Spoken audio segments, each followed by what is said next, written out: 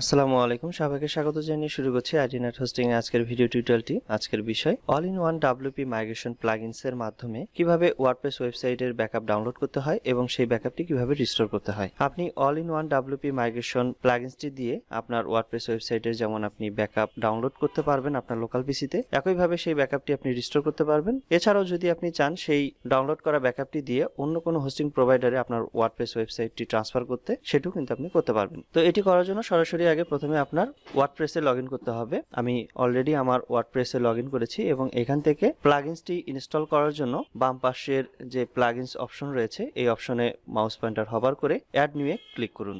এরপর search plugins ফিল্ডে এখানে টাইপ করুন অল ইন ওয়ান এবং ইন্টারফেস করুন। ইন্টারফেস করার সাথে সাথে আপনি এই প্লাগইনটি খুব সহজেই দেখতে পাবেন এবং এখান থেকে all in one WP migration প্লাগইনসটি ইনস্টল করার জন্য ইনস্টল নাও বাটনে ক্লিক করুন। ইনস্টল করা হয়ে গেলে এরপর অ্যাক্টিভ করার জন্য অ্যাক্টিভ বাটনে ক্লিক করুন। অ্যাক্টিভ হয়ে গেলে ইনস্টল প্লাগইনস অপশন থেকে আপনি কতগুলো প্লাগইনস ইনস্টল করেছেন বা আপনার all in one WP migration প্লাগইনসটি ইনস্টল হয়েছে কিনা তা এখান থেকে দেখে নিতে পারবেন। এরপর বাম পাশে সরাসরি all in one WP migration প্লাগইনসে এসে মাউস পয়েন্টার হভার করবেন এবং এখান থেকে আপনার ওয়ার্ডপ্রেস ওয়েবসাইটটি ডাউনলোড করার জন্য এক্সপোর্টে ক্লিক করবেন। এক্সপোর্টে ক্লিক করার পর এক্সপোর্ট টু অপশনের পাশে থাকা 3 ডট আইকনে ক্লিক করার পর ফাইলসে ক্লিক করবেন। ফাইলসে ক্লিক করার সাথে সাথেই আপনার ব্যাকআপ প্রসেসটি শুরু হয়ে যাবে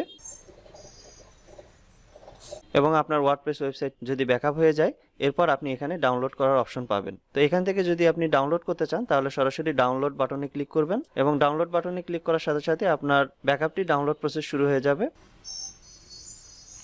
এবং কোন ফোল্ডারে এটি আপনার লোকাল পিসিতে ডাউনলোড হলো তা দেখার জন্য এখানে ডাউনলোড ব্যাকআপসে ক্লিক করার পর শো ইন ফোল্ডার বাটনে ক্লিক করুন। এখান থেকে আমি দেখতে পাচ্ছি যে এখানে ডাউনলোড ফোল্ডারে এটি ডাউনলোড হয়েছে। তো এখান থেকে আপনি ব্যাকআপ ফাইলটি মুভ করে আপনার সুবিধা মতো যে কোনো ড্রাইভে আপনি রেখে দিতে পারেন অথবা আপনি চাইলে আপনার গুগল ড্রাইভে তা আপলোডও করে রাখতে পারেন। ডাউনলোড করার কাজ শেষ হয়ে গেলে এখন ক্লোজ বাটনে ক্লিক করুন। তবে আপনি যদি চান all in one WP migration plugins থেকে সরাসরি ব্যাকআপস বাটনে ক্লিক করেও আপনি এখান থেকেও আপনি কিন্তু ডাউনলোড করতে পারেন। এই ড্যাশবোর্ড থেকে আপনি চাইলে এখান থেকে আপনার ব্যাকআপটি ডাউনলোড করতে পারেন এবং পাশাপাশি রিস্টোরও করতে পারেন। তো এটি রিস্টোর করার জন্য রিস্টোর বাটনে ক্লিক করলেই রিস্টোর হয়ে যাবে এবং ডাউনলোড করার জন্য ডাউনলোড বাটনে ক্লিক করলেই ডাউনলোড হয়ে যাবে এবং একই সাথে যদি আপনি এটি ডিলিট করতে চান তাহলে ডিলিট বাটনে ক্লিক করে এটি ডিলিট করতে পারেন। তবে রিস্টোর করার জন্য যদি আপনি এখানে রিস্টোর বাটনে ক্লিক করেন তাহলে এখানে আপনি একটি এরর পপ আপ উইন্ডো দেখতে পাবেন যেখানে আপনি জানতে পারবেন যে যদি আপনার all in one WP migration প্লাগইনটি পেইড হয় তাহলে আপনি এখান থেকে রিস্টোর করতে পারবেন, আর যদি আপনি ফ্রি ব্যবহার করেন তাহলে এখান থেকে রিস্টোর করতে পারবেন না। তো যে কোনো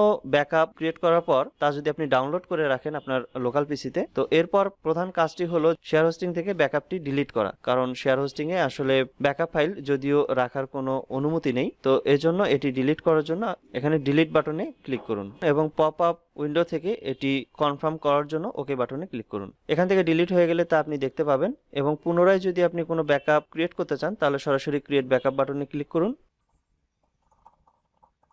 একই প্রসেসে ব্যাকআপ হয়ে যাবে এবং আপনি চাইলে একই প্রসেসে ডাউনলোড করতে পারেন এবং এখান থেকে আপনি চাইলে কিন্তু একাধিক ব্যাকআপ কিন্তু ক্রিয়েট করতে পারেন।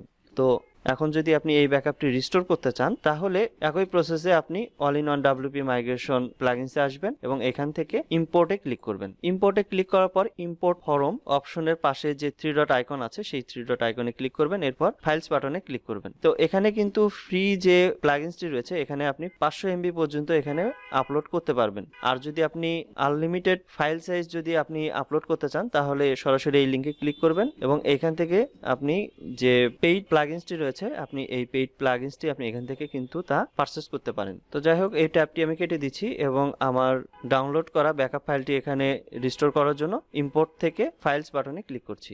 এরপর আপনাকে সেই ফাইল লোকেশনে যেতে হবে যে ফাইল লোকেশনে বা ফোল্ডারে আপনি আপনার ব্যাকআপটি ডাউনলোড করে রেখেছেন। এরপর সেখান থেকে ব্যাকআপটি সিলেক্ট করার পর ওপেন বাটনে ক্লিক করুন। ওপেন বাটনে ক্লিক করার সাথে সাথে আপনার ব্যাকআপটি এখান থেকে ইম্পোর্ট হওয়া শুরু হবে এবং ইম্পোর্ট হয়ে গেলে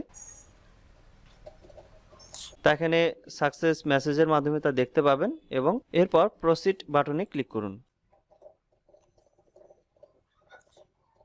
এরপর আপনাকে দুইটি কাজ করতে হবে। একটি হচ্ছে যে আপনার পার্মালিংকে যেতে হবে, পার্মালিংকে যাওয়ার পর 2 বার পার্মালিংক সেভ করতে হবে। তো এটি করার জন্য আমি এই লিংকে ক্লিক করছি এবং আপনার পুনরায় আপনার ওয়ার্ডপ্রেসে লগইন করতে হবে। লগ ইন করা হয়ে গেলে পার্মালিঙ্কে যাওয়ার জন্য সেটিংস অপশনে মাউস পয়েন্টার হবার করলেই এখানে পার্মালিঙ্ক অপশনটি দেখতে পাবেন এবং এখানে পার্মালিঙ্কে ক্লিক করবেন। এরপর এখান থেকে পোস্ট নেম অপশনের বাম পাশে চেকমার্ক বক্সে ক্লিক করার পর সেভ চেঞ্জেস বাটনে ক্লিক করবেন। প্রথমবার সেভ করা হয়ে গেলে দ্বিতীয়বার আবার সিলেক্ট করবেন এবং সেভ চেঞ্জেস বাটনে ক্লিক করবেন। তো এইভাবে পার্মালিঙ্ক সাধারণত দুইবার সেভ চেঞ্জেস বাটনে ক্লিক করে দুইবার সেভ করতে হয়। এরপর আপনি যদি অপশনালি আপনার প্লাগইনস গুলো রিভিউ করতে চান, ম্যানুয়ালি আপনার প্লাগইনস গুলো আপনি রিভিউ করতে পারেন যে সবকিছু ঠিকঠাক আছে কিনা এবং পোস্ট গুলো আপনি দেখে নিতে পারেন। তো এটি হলো রিস্টোর প্রসেস। আর যদি আপনি আপনার ওয়ার্ডপ্রেস ওয়েবসাইটটি অন্য কোনো হোস্টিং প্রোভাইডারে ট্রান্সফার করতে চান তাহলে একই প্রসেসে হবে, শুধুমাত্র আপনি এই যে ইম্পোর্ট আমি করলাম এখান থেকে এই ইম্পোর্টটা করতে হবে আপনার নতুন হোস্টিং কন্ট্রোল প্যানেল থেকে। তো আপনি যদি আপনার ওয়ার্ডপ্রেস ওয়েবসাইটটি এক হোস্টিং থেকে অন্য hosting A all in one WP migration plugins এর মাধ্যমে মাইগ্রেশন বা ট্রান্সফার করতে চান তাহলে আমাদের ইউটিউব চ্যানেলে আরেকটি ভিডিও দেওয়া রয়েছে, সেই ভিডিওটি দেখে আপনি খুব সহজে আপনার ওয়েবসাইটটি ট্রান্সফার করতে পারেন। তো এই ছিল আজকের মতো ভিডিও। এই ভিডিওর কোনো পার্ট যদি আপনার বুঝতে অসুবিধা হয় সেক্ষেত্রে ভিডিওর কমেন্ট সেকশনের মাধ্যমে জানাতে পারেন। এতক্ষণ আমাদের এই ভিডিওটি দেখার জন্য আপনাকে অসংখ্য ধন্যবাদ। আপনার দিনটি শুভ হোক। আসসালামু আলাইকুম।